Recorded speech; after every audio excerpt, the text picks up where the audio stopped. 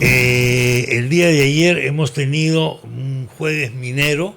Como todos los jueves se discuten temas de la minería en el marco del desarrollo nacional. Y está con nosotros el presidente del Consejo Directivo del Instituto de Ingenieros de Minas del Perú, el ingeniero Víctor Gómez. ¿Cómo está, ingeniero? ¿Qué tal? Muy buenos días, Muy gusto de estar buenos contigo. días. Muy gusto estar ¿Cómo contigo, está Chema. usted? Un gusto estar acá. Eh, nos pese, o nos guste o no nos guste, el Perú es un país minero, pero siempre ha sido un país minero. Desde el tiempo de los incas es un país minero, por no decir antes de los incas. Correcto. La minería ha estado presente siempre en la historia del Perú, desde épocas preincaicas e incaicas, quizás con una connotación más bien religiosa, pero ya en la época colonial y en la época republicana, la minería ha sido un pilar de la economía. Y tanto así es que en el propio escudo nacional está Sí, pues. representada la riqueza minera del país. Claro, hay gente que dice que la minería trae una serie de inconvenientes, etcétera, etcétera, lo cual puede ser válido para cierto tipo de minería, pero mucha gente no sabe que la minería moderna, la minería actual, cuenta con una serie, primero, de normas que tenemos en el país que son muy estrictas. Correcto. Lamentablemente me encuentro con gente que dice le permitimos hacer de toda la minería, cosa que no es verdad. Al contrario. Correcto. ¿Cómo funciona eso en el La Perú? industria minera es quizás una de las más reguladas en el país, y lo cual me parece correcto.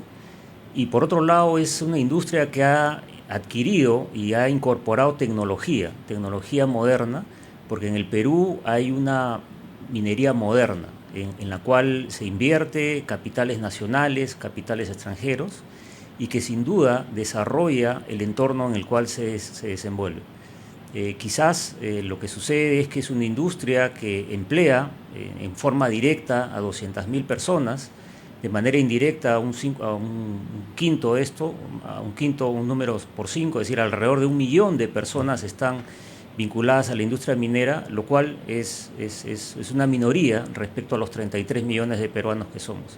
Entonces quizás esto nos lleva a hacer un esfuerzo adicional de difusión, de comunicación, de la relevancia y la forma que opera la minería moderna en el Perú. Ahora, las inversiones que requiere la minería y la gran minería, la que es el verdadero negocio para el Perú, porque el Perú cobra impuestos sobre estas riquezas y es un ingreso muy importante, un porcentaje muy importante, perdón, del PBI y del presupuesto de la República, por ende, está vinculado a la minería, requiere atraer capitales extranjeros. Es correcto. Eso es una cosa que no podemos evitar bajo ningún... Nos guste o no, es así. Es correcto, Chema. Los niveles de inversión que se requieren para desarrollar proyectos de gran dimensión requieren capital extranjero y eventualmente también, como hemos visto, y hay casos en los cuales el capital peruano también ha participado acompañando esa inversión extranjera. Lo importante es reconocer que es una industria tan formal y tan regulada que paga impuestos, y los niveles de impuestos que se pagan son significativamente equivalentes a otros países, a otras jurisdicciones donde se hace minería, y donde consideramos nosotros donde todavía hay una oportunidad de mejora es en el uso de esa tributación. Hemos visto a través del canon minero que el 50% de estos tributos de impuesto a la renta van a las regiones, y donde creo que tenemos que poner foco, atención y trabajo, compromiso de trabajo, es lograr de que a nivel institucional los gobiernos regionales desarrollen planes de desarrollo territorial para que los dineros públicos se empleen correctamente. Caso contrario, el poblador que está en el entorno minero no ve el progreso y no necesariamente ve el impacto económico positivo de la industria. Ahora, el tema ahí es gestión Correcto, y fiscalización de la gestión. así es. Porque a veces pensamos que con nuevas leyes se soluciona el problema. Con nuevas leyes se agrava el problema. Es correcto. ¿Necesitamos nuevas leyes para la minería o necesitamos ejecutar la que tenemos? Creo que tenemos que ejecutar lo que tenemos. Hace 10 años, en el gobierno del señor Humala, se discutió, se conversó y se acordó un impuesto adicional que se gatillaba en función del precio de los metales. Y eso lo estamos viendo ahora. Al cabo de este año, al término de este año 2021, respecto al año 2019, porque el año 2020 no es una referencia, la tributación minera se habría duplicado por efecto de este gatillamiento de mayores precios.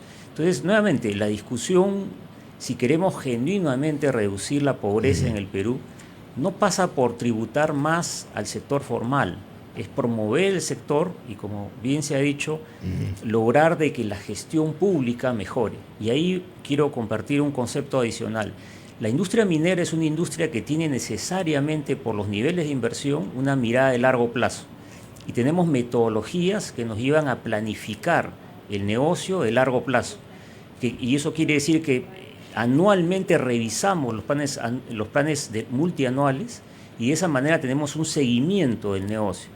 Este concepto, esta metodología tenemos que lograr llevarla al gobierno regional, al gobierno distrital, al gobierno local, para que tengamos ese tipo de herramientas que nos permitan, a partir de esa planificación, desarrollar con proyectos el cierre de brechas y que el ciudadano se acostumbre a exigirle a sus autoridades ese tipo de información. Y que obviamente quien ejecuta esos programas son gente preparada, basada en meritocracia y no pues en la forma que hemos venido gestionando los dineros públicos.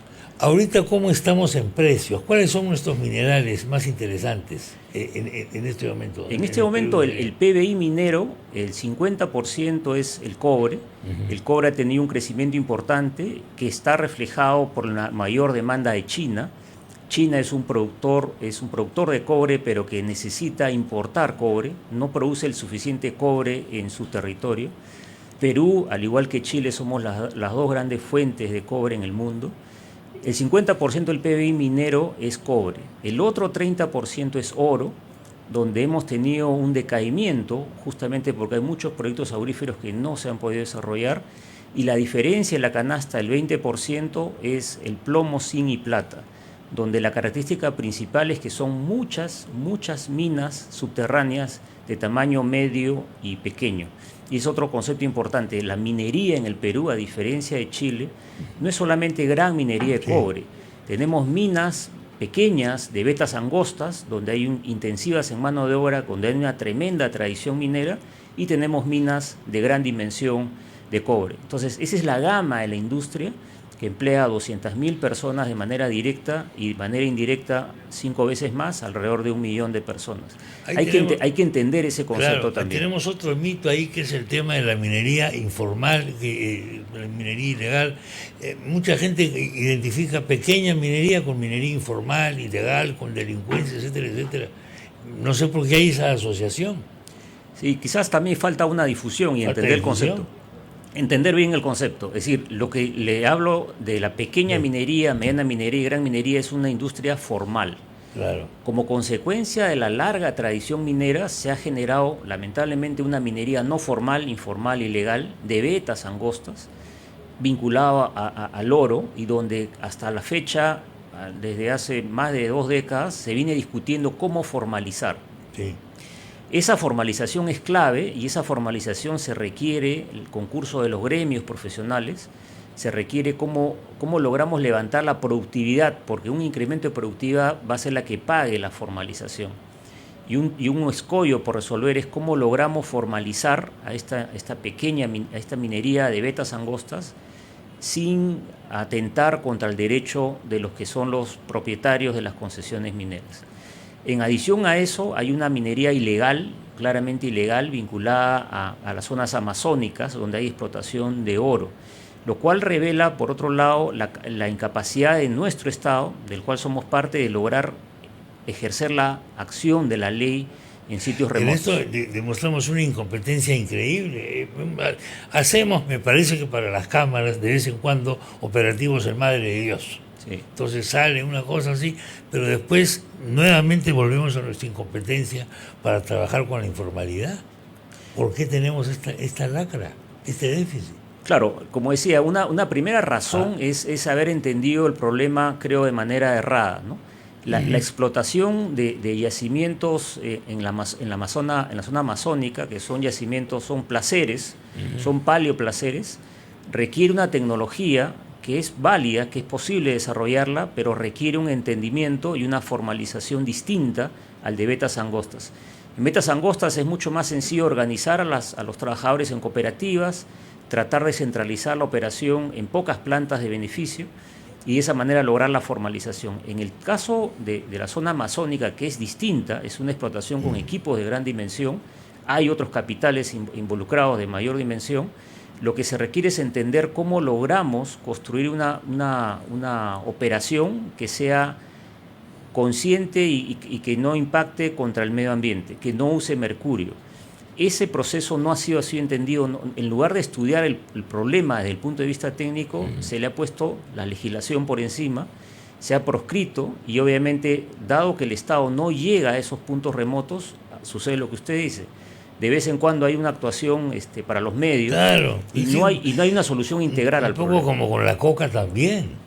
Con la coca estamos acostumbrados durante mucho tiempo a hacer algo parecido. Pero quizás la diferencia es que la minería aurífera, digamos en placeres, esa minería aurífera que explota estos paleoplaceres, podría formalizarse. Sí. Si se emplea la tecnología correcta, podría formalizarse.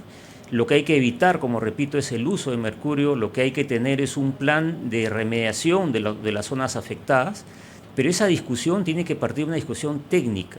Obviamente van a haber zonas cercanas a parques nacionales que no van a poder ser tocadas, pero si esa discusión técnica no es la que se prioriza, sino la legislación, lo que finalmente hacemos es creamos incentivos perversos. Y finalmente el brazo del Estado nunca llega y finalmente dejamos que esto siempre esté en manos de informales, ¿no? Y se politiza el asunto diciendo que se les va a reincorporar, que se va a hacer no sé qué, se sacan los votos y luego hasta la próxima elección. Tenemos que ir terminando, ingeniero, pero antes, para el público, va a tomar una libertad. El ingeniero me acaba de contar que yo entrevistaba a su hija ¿hace cuántos años? Hace casi 20 años. Hace casi 20 años. O sea, cuando yo tenía 12 años más o menos, de experiencia.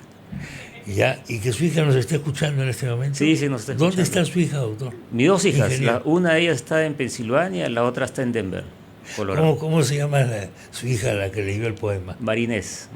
Marinés, acá estoy con tu papá, lo veo muy bien, está más joven que yo, evidentemente, y quizás yo no me acuerde de ti porque tú eres muy pequeña, pero te mando un gran saludo. Gracias, Chema. Gracias. Bueno, ingeniero. Como familia lo apreciamos mucho. Muchas gracias. A usted. Muchas gracias, estamos en contacto.